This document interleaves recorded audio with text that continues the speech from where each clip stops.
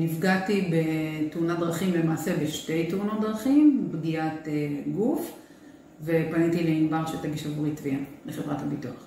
הטיפול הניב פיצוי כספי שקיבלתי. למעשה זה הועיל לי בכמה מובנים. א', היה לי ראש שקט, ידעתי שמישהו מטפל לי מאלף עד תף, אני לא הייתי צריכה להטריד את עצמי בזה מעבר להעביר את המסמכים לידי הנאמנות של ענבר שתטפל בתיק. ומה הועיל לי? הועיל לי שבסופו של דבר היא הוציאה לי פיצוי, וכמובן כסף זה לקבל פיצוי כספי, זה תמיד נחמד, מעבר לזה שזה באמת נגרם נזק, קיבלתי על זה פיצוי, ובזכות ענבר.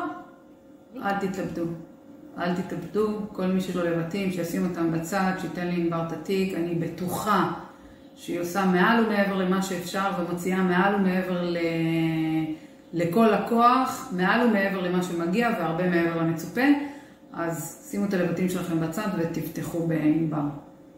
ממליצה בחום.